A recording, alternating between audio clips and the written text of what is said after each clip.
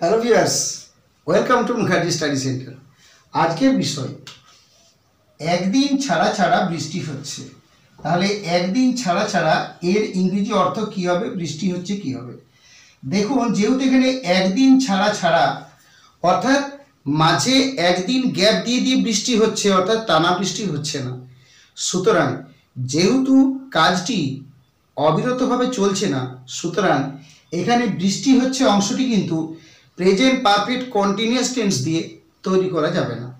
এখানে present continuous tense ব্যবহার করতে হবে, এবং প্রেজেন্ট কন্টিনিউয়াস টেন্স দিয়ে ব্যবহার করলে আনসারটা কেমন হবে জাস্ট সেটাই আমি আপনাদেরকে দেখাচ্ছি। তাহলে বৃষ্টি হচ্ছে, আমি অংশটা করলাম।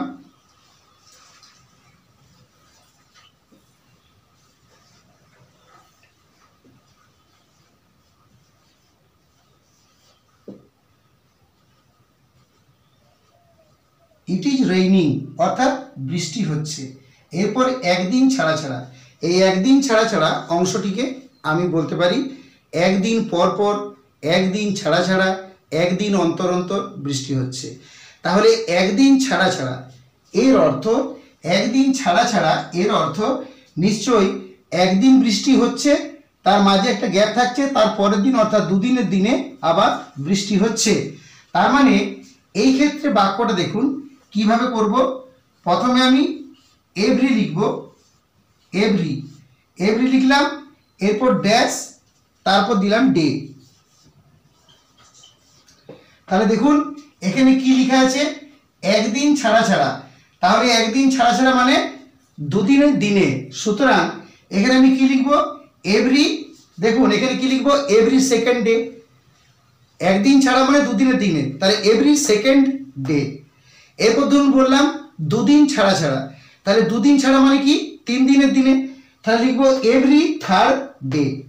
আবার ধরুন বললাম 3 দিন ছাড়া ছাড়া, 3 দিন ছাড়া ছাড়া মানে 4 দিনের দিনে, তাহলে এভরি ফোর্থ ডে।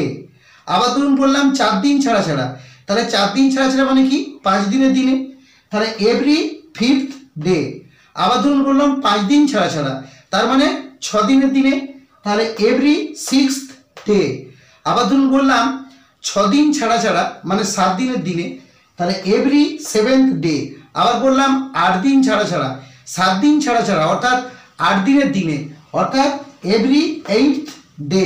আবার বললাম 8 দিন ছাড়া ছাড়া মানে নিশ্চয়ই 9 দিনের দিনে, তাহলে এভরি নাইনথ ডে। আবার বললাম 9 দিন ছাড়া ছাড়া অর্থাৎ 10 দিনের দিনে, তাহলে এভরি 10th ডে। তাহলে এখানের মধ্যে শুধুমাত্র দিনটাকে বসিয়ে দিতে হবে যে কোন দিনটা। একদিন ছাড়া হলে এভরি সেকেন্ড ডে, এইভাবে কিন্তু লিখতে হবে। এবং এখানে যেটা বানানটা হয়, এখানে এইথ বানান যেটা হয় সেটা কিন্তু একটু লক্ষ্য রাখতে হবে। এখানে EIGHT তার সাথে এই যোগ করলে কিন্তু এইথ হয়ে যায়। আর নাইন্থ বানানটা একটু লক্ষ্য করতে হবে, কারণ এই বানানটা অনেক ক্ষেত্রে ভুল হয়ে যায়। অনেকে করে কি NINETH নাইন্থ, এটা কিন্তু ভুল। এটা NINETH হবে না, এটা কি হবে NINTH নাইন্থ, এটা হবে। কিন্তু অনেকে NINETH করে, বাট এটা কিন্তু ভুল। আর এইট বানানটা হচ্ছে EIGHT, তার সঙ্গে শুধু এইচটা যোগ করলে এইট হয়ে যাবে। তাহলে এইভাবে কিন্তু আমরা বাক্যটা করতে পারি যে একদিন ছাড়া ছাড়া বৃষ্টি হচ্ছে। তাহলে বৃষ্টি হচ্ছে, ইট ইজ রেইনিং। এবং একদিন ছাড়া ছাড়া অর্থাৎ এভরি করলাম ড্যাশ ডে। তাহলে এরপর এখানে যে দিনটা বলবে ঠিক তার পরের দিনটা ধরে সেই দিনটাকে এখানে বসিয়ে দিতে হবে, যে সেকেন্ড হবে না থার্ড হবে না ফোর হবে না ফিফথ হবে না সিক্সথ হবে, যে দিনটা হবে সেই দিনটা ওখানে বসিয়ে দিলেই কিন্তু আমরা বাক্যটা সঠিক ইংরেজি পেয়ে যাব। তাহলে এই ক্ষেত্রে দেখুন একদিন ছাড়া ছাড়া বৃষ্টি হচ্ছে, তার মানে কি, ইট ইজ রেইনিং এভরি, একদিন ছাড়া মানে দুদিনের দিনে, তাহলে it is raining every second, SECOND, every second day. ব্যাস তাই হয়ে গেল, it is raining every second day, অর্থাৎ প্রত্যেক একদিন ছাড়া ছাড়া বৃষ্টি হচ্ছে মানে নিশ্চয়ই দুদিনের দিনে বৃষ্টি হচ্ছে। সুতরাং কি হয়ে গেল না, it is raining every second day. এইভাবে কিন্তু বাক্যটা আমরা তৈরি করতে পারি। যাই হোক, বাক্যটি আমি এই ক্লাসটি এখানে শেষ করলাম। যদি ক্লাসটি ভালো লাগে অবশ্যই লাইক, সাবস্ক্রাইব এবং শেয়ার করবেন। So finally thanks to everybody for watching my video. Thank you.